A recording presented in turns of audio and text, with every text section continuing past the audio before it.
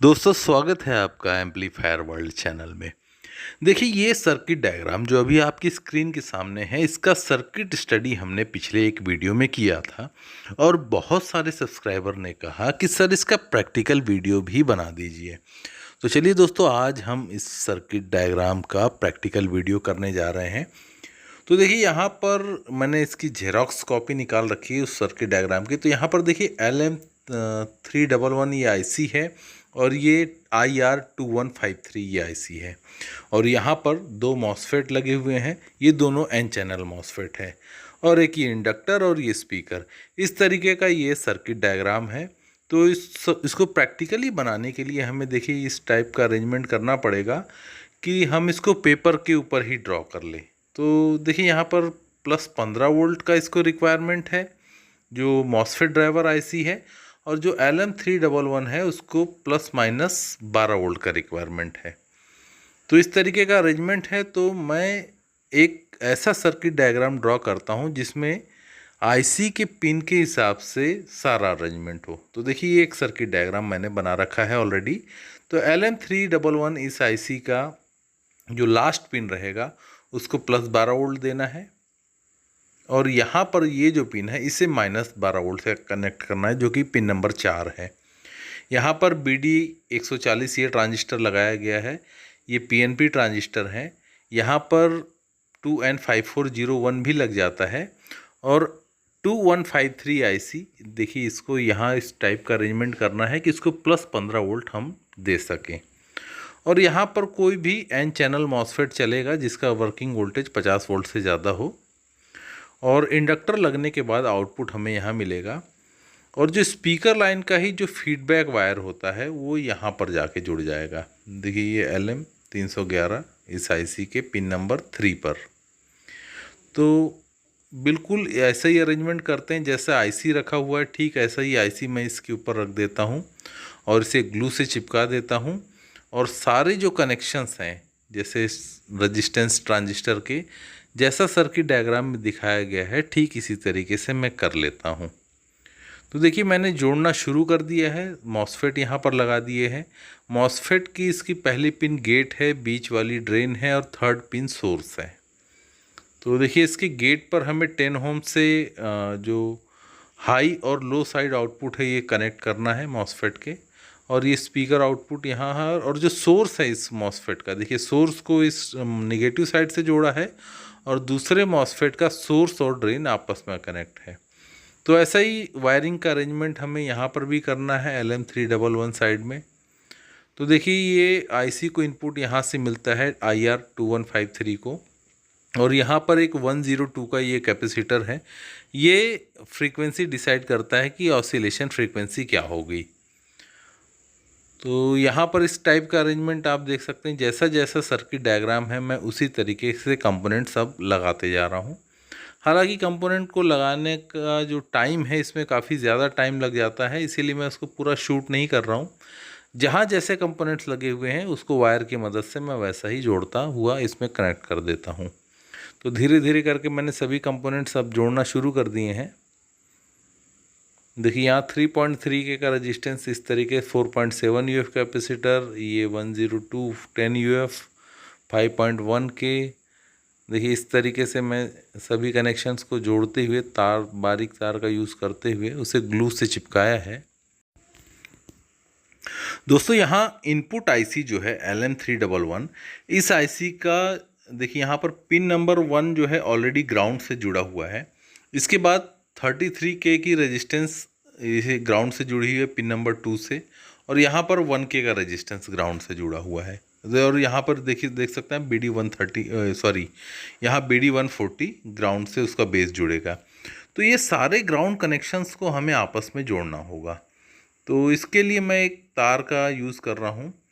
और देखिए BD140 की जगह आप यहाँ पर 5401 भी यूज़ कर सकते हैं, मैंने सर्किट में वही दिखा रखा था। तो यहाँ पर जो BD140 के अकॉर्डिंग ही मैंने पिन कॉन्फ़िगरेशन बना रखा है। और ये जो प्लस और -12 वोल्ट का अरेंजमेंट आप यहाँ देख रहे हैं, +-12 वोल्ट, आप इसे सेपरेट ट्रांसफार्मर से दे सकते हैं। और यहाँ पर देखिए 15 वोल्ट का अरेंजमेंट है, इसको आप सेपरेट, इसे हम बायस वोल्टेज भी कहते हैं, लेकिन एक्चुअली ये बायस वोल्टेज नहीं होता है, ये आईसी का वर्किंग वोल्टेज होता है। कई बार क्लास डी के बोर्ड पर इसे बायस वोल्टेज लिखा होता है, लेकिन एक्चुअली इसे बायस वोल्टेज तो नहीं कहा जाना चाहिए, क्योंकि ये इस आईसी को, मॉसफेट ड्राइवर आईसी को वर्किंग वोल्टेज देता है, तो उसका वर्किंग वोल्टेज ही कह सकते हैं आप। तो देखिए यहाँ पर ग्राउंड कनेक्शन, मैंने सभी जो ग्राउंड कनेक्शन आपस में जोड़ दिए हैं, और यहाँ से जो आउटपुट मिलेगा हमें इस एमीटर पर जोड़ना होगा, BD140 के एमीटर पर, और कलेक्टर से एक आउट निकलेगा जो कि इस आईसी से कनेक्ट हो जाएगा। यहाँ पर ये देखिए, ये दोनों आईसी इसी तरीके से कपल्ड हो रही हैं, और यहाँ पर जो 102 का कैपेसिटर है, इस IR2153 इसका वर्किंग फ्रीक्वेंसी डिसाइड कर रहा है। तो जिस रेट पर इनपुट सिग्नल उसे मिलेगा उसको चॉप करके डिजिटली कन्वर्ट करेगा ऑन ऑफ के फॉर्म में, और मॉसफेट को देगा। और देखिए पावर सप्लाई यहाँ पर जो आप देख रहे हैं, ये ±40 वोल्ट DC तक रिकमेंड की जा रही है मैक्सिमम। यहाँ देखिए दोस्तों, इस जो स्पीकर आउटपुट है हमें डायरेक्टली नहीं लेना होता है, एक इंडक्टर कॉइल लगा कर लेना होता है, क्योंकि इस पॉइंट पर अगर इंडक्टर कॉइल आप बाईपास करके डायरेक्टली आउटपुट लेते हैं तो आपको पल्स टाइप आउटपुट मिलेगा और नॉइज़ काफ़ी ज़्यादा होगा। तो वहाँ इंडक्टर लग जाएगा। इसके बाद हमें ये इस जो LM311 इस आईसी को 12 वोल्ट कैसे दिया जा सकता है इस मेन पावर सप्लाई से, उसका अरेंजमेंट है आपको यहाँ सेपरेट दिखा रहा हूँ। तो देखिए 2.2 के का एक रेजिस्टेंस लिया है और 12 वोल्ट का जीनर डायोड और 100 UF का कैपेसिटर, इस टाइप का अरेंजमेंट करके ±12 वोल्ट का जो है मेन पावर सप्लाई से ही हमने ड्रॉ करने का ऐसा अरेंजमेंट कर रखा है। आप चाहें तो इसको सेपरेट ±12 वोल्ट दे सकते हैं दूसरा ट्रांसफार्मर लगा के, लेकिन इससे झंझट बढ़ जाती है। इससे अच्छा यही है कि हम इसी लाइन पर रेजिस्टेंस और जीनर डायोड का नेटवर्क बनाकर इस आईसी को वर्किंग 12 वोल्ट ± दे देते हैं। तो देखिए इस प्रकार मैंने जोड़ दिया है। यहाँ पर एक रेजिस्टेंस ली है, ये रेजिस्टेंस यहाँ पर मैंने 390 ओम रखा है, क्योंकि वर्किंग वोल्टेज अभी जो मैं इस एम्पलीफायर को टेस्ट करने जा रहा हूँ ये ±20 वोल्ट पर टेस्ट होगा, और अगर मैं यहाँ पर 2.2 के अभी यूज़ करूँगा 20 वोल्ट पर, तो मुझे प्रॉपर वोल्टेज यहाँ इस आईसी पे नहीं मिलेंगे। तो इस आईसी पे बराबर 12 वोल्ट मिलने के लिए ज़रूरी ये है कि मैं यहाँ पर 390 ओम का रेजिस्टेंस यूज़ कर लेता हूँ, जिससे कि जीनर डायोड क्रॉस होने के बाद यानी कि 20 वोल्ट की इनपुट सप्लाई पर मुझे 12 वोल्ट का आउटपुट मिल जाएगा, जो कि इस LM311 इस आईसी को ऑपरेट करेगा। तो देखिए यहाँ मैं नोट कर देता हूँ, ये 20 वोल्ट मेरा वर्किंग वोल्टेज है और ये रेजिस्टेंस की वैल्यू 390 ओम है। अगर आप 40 वोल्ट दे रहे हैं तो यहाँ पर रेकमेंड ये किया जाता है कि आप 2.2 के हाफ वाट का रेजिस्टेंस या 1 वाट की रेजिस्टेंस लगा सकते हैं। तो दोस्तों ये रेजिस्टेंस की बाद ये जो पावर सप्लाई है नेगेटिव -12 इस तार से कनेक्ट है, और ये तार हमारा इस आईसी को जुड़ा हुआ है, जो कि नेगेटिव सप्लाई उस आईसी को फीड करेगा LM311। इसके बाद देखिए LM311 से जो आउटपुट हमें मिल रहा है यहाँ पर इस ट्रांजिस्टर में फीड होता है, और इस ट्रांजिस्टर के कलेक्टर से हमें आउटपुट मिलता है। यहाँ पर PNP ट्रांजिस्टर यूज़ है। इसके भी कनेक्शन देखिए मैंने इस तरीके से कर दिए हैं। पिन नंबर 2 से एक वायर निकलेगा जो कि इस ट्रांजिस्टर के एमीटर पर जाएगा, और कलेक्टर से एक आउट निकलेगा, और ये जो बेस है ये हमारा ग्राउंड से कनेक्ट रहेगा। ध्यान रखिए इस ट्रांजिस्टर का जो बेस है ये ग्राउंड से डायरेक्टली कनेक्ट रहेगा। तो दोस्तों हमने LM311 इस आईसी को 12 वोल्ट दे दिया है। देखिए इस सर्किट को भी मैंने पावर सप्लाई से अभी कनेक्ट किया है। ये मेरा फिल्टर कैपेसिटर नेटवर्क है, और इस तार के जरिए मैं कनेक्ट कर रहा हूँ। देखिए रेड वायर जो है पॉजिटिव है 20 वोल्ट, और ये ब्लैक वायर निगेटिव 20 वोल्ट है, और ट्विस्टेड ये दो तार एक साथ पैरेलल में दिख रहे हैं वो ग्राउंड से जुड़ा है। देखिए यहाँ पर अब हमें +15 वोल्ट की भी DC सप्लाई देना है। तो ऐसा जरूरी नहीं है कि ये 15 वोल्ट आप दें, ये मेरे पास में 12 वोल्ट का एक SMPS पावर सप्लाई है, तो ये 12 वोल्ट मैं इसे कनेक्ट कर दूंगा, यानी कि 15 वोल्ट की जगह मैं इस आईसी को 12 वोल्ट देता हूँ, तो भी ये आईसी काम करेगी, कोई प्रॉब्लम नहीं होगा। लेकिन यहाँ पर ध्यान रखने वाली बात ये है कि जो हमें 12 वोल्ट जो बायस वाला देना है उसका जो निगेटिव सिरा है वो -40 वोल्ट से जुड़ना चाहिए। देखिए माइनस की लाइन से जुड़ा हुआ है 12 वोल्ट का माइनस वाला सिरा, और पॉजिटिव सप्लाई हमने FR डायोड 107 पे दे रखी है। अगर आप ये सिरा जो है ग्राउंड से जोड़ देते हैं, यानी कि बायस का जो 12 वोल्ट का निगेटिव सिरा आप ग्राउंड से जोड़ देंगे तो ये सर्किट काम नहीं करेगा। तो इसीलिए यहाँ पर खास ध्यान रखिए कि जो बायस वोल्टेज है 12 वोल्ट उसका निगेटिव सिरा जो है -40 वोल्ट की लाइन से जुड़ना चाहिए। अब ये स्पीकर का ग्राउंड मैंने यहाँ कनेक्ट किया है और स्पीकर आउटपुट यहाँ पर मैंने जोड़ दिया है। अब इसके बाद हम अब पावर सप्लाई ऑन करके देखते हैं। इसके अलावा दोस्तों मैंने यहाँ पर फीडबैक कनेक्शन नहीं किया है। देखिए ये सर्किट डायग्राम में एक फीडबैक का भी वायर जुड़ना है जो कि स्पीकर आउटपुट टर्मिनल से LM311 इस IC के इनपुट पिन के पास में जाता है 33 के रजिस्टेंस के जरिए। तो ये भी वायर मैंने यहाँ पर जोड़ दिया है। अब ये सर्किट कंप्लीट है, रेडी फॉर टेस्ट। 09 ये देखते हैं ऑडियो सिग्नल, कुछ ऑडियो सिग्नल मिल रहा है इसमें।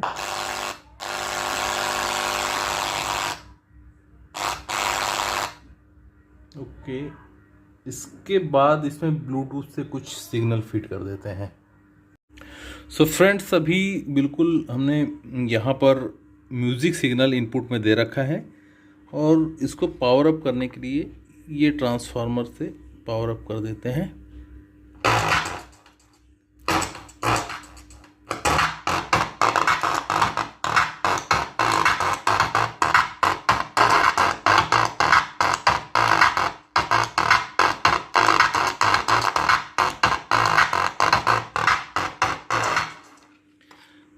दोस्तों अभी ये समझ में नहीं आ रहा है म्यूज़िक चल रहा है कि हमिंग आ रही है, क्या हो रहा है कुछ पता नहीं चल रहा है। कुछ अलग सी आवाज़ आ रही है, क्लास D।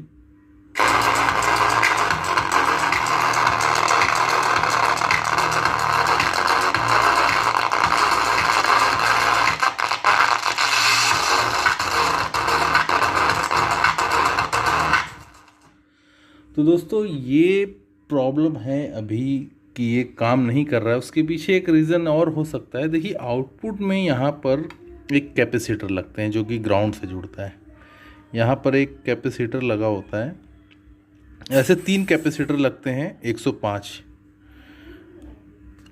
यहाँ से भी एक कैपेसिटर लगेगा, 105 सभी का नंबर होता है। मतलब 105 का मतलब ये है कि 1 UF है।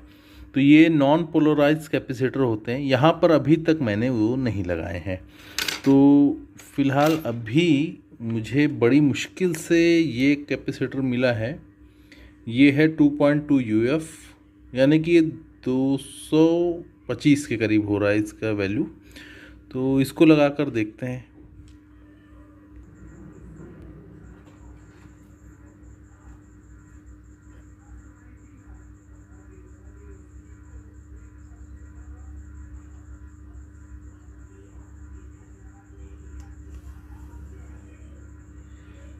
इसका दूसरा सिरा ग्राउंड से जोड़ना है, जैसे कि आप यहाँ देख रहे हैं ग्राउंड। तो ग्राउंड कनेक्शन मैं इधर कर देता हूँ। यहाँ पर यहाँ ऑलरेडी सब ग्राउंड से जुड़ा हुआ है।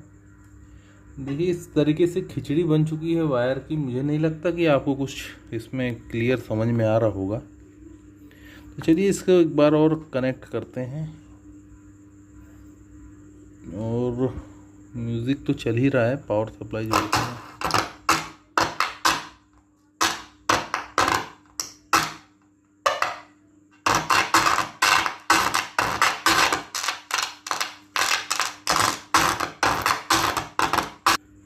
दोस्तों शायद बात नहीं बनी, ये कैपेसिटर से भी काम नहीं कर रहा है। तो दूसरा रीज़न ये हो सकता है, ये फीडबैक का जो तार है ये हमने बिफोर कॉइल दिया है।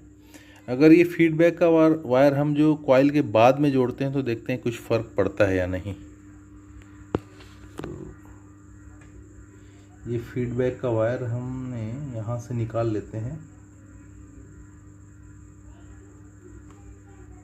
और ये आफ्टर कॉइल यानी कि यहाँ पर हम इसे जोड़ देंगे।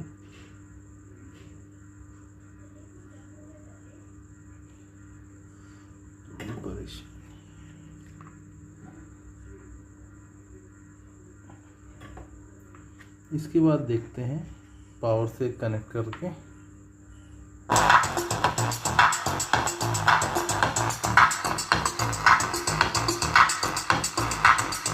ओके,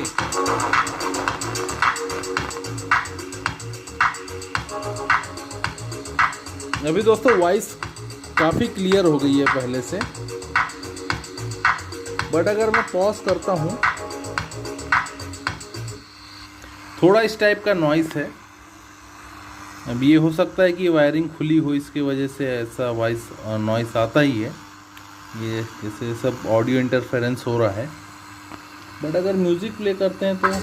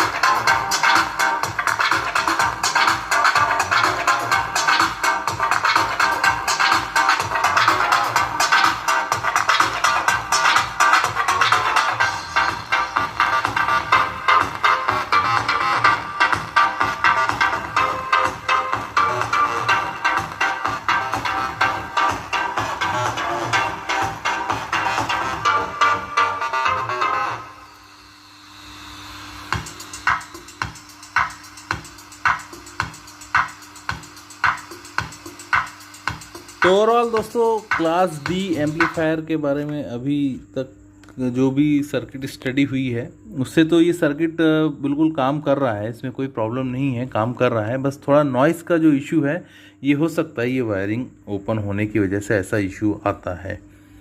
फिलहाल यहाँ पर जो कॉइल यूज़ होती है ये कॉइल के ऊपर और ये कैपेसिटर के ऊपर इस नेटवर्क, ये जो LC नेटवर्क है, मतलब L का मतलब कॉइल है, C का मतलब कैपेसिटर, तो ये LC नेटवर्क बहुत ही इम्पॉर्टेंट रोल प्ले करता है क्लास D एम्पलीफायर के इस आउटपुट को फिल्टर करने के लिए। देखिए यहाँ पर हमें पल्स टाइप आउटपुट मिलता है। पल्स टाइप आउटपुट को प्योर साइन वेव में कन्वर्ट करने के लिए ये LC नेटवर्क होता है। तो ये कॉइल और कैपेसिटर ये काफ़ी हद तक मैचिंग करके लगाना पड़ता है क्लास डी एम्पलीफायर में, जो कि एक चैलेंजिंग काम है। इसके लिए काफ़ी जो कॉइल का इंडक्टेंस मेज़रमेंट करने के लिए आपको LC मीटर चाहिए।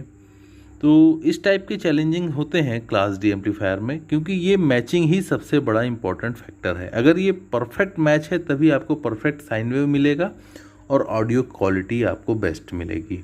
और रही बात हीटिंग की, तो इसके चलने से, इतना साउंड प्ले होने से, 4 ओम का लोड होने पे ये मॉसफेट विदाउट हीट सिंक लगे हुए हैं और ये बिल्कुल भी हीट नहीं हो रहे हैं। तो दोस्तों ये वीडियो आज यहीं पे ख़त्म करते हैं। ये काफ़ी झंझटों भरा वीडियो आपको लग रहा होगा, क्योंकि इसमें बहुत सारी वायरें इधर की उधर बिखरी हुई हैं और मैंने भी कोई ख़ास तैयारी करके वीडियो नहीं क्रिएट किया है कि मैं अपनी टेबल को अच्छी तरीके से सजा कर बनाऊं। तो फिलहाल इसको ऐसे ही रहने देते हैं। इसके बाद इसका PCB क्रिएट करके उसमें अलग अलग LC, ये जो LC नेटवर्क है उसके ऊपर हम अलग अलग LC नेटवर्क लगाकर देखेंगे कि वॉइस क्वालिटी किस तरीके से क्लास डी की चेंज होती है।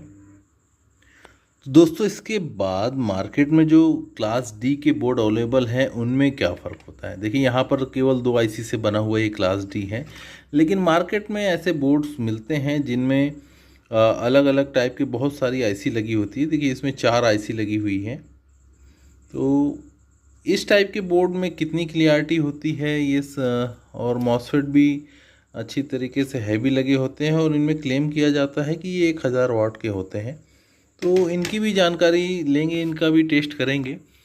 तो फिलहाल इस वीडियो को यहीं पे ख़त्म करते हैं। और क्लास डी एक बहुत लंबा सब्जेक्ट है, तो एक ही दिन में तो इसे ख़त्म करना नामुमकिन है। तो इसके बाद इसमें ब्रिजिंग क्या होती है, ये भी बहुत सारे इसमें और भी टोपोलॉजीज़ हैं, ब्रिज टोपोलॉजीज़, मोनो टोपोलॉजीज़, और इसके साथ प्रोटेक्शन वगैरह जो होता है वो कैसे ऐड किया जा सकता है, ये भी बहुत सारी बातें इसमें होंगी। तो बने रहिए साथ में एम्पलीफायर वर्ल्ड चैनल के, और काफ़ी इंतज़ार के बाद वीडियो आती है, लेकिन कोई बात नहीं। तो thank you for watching and have a nice day.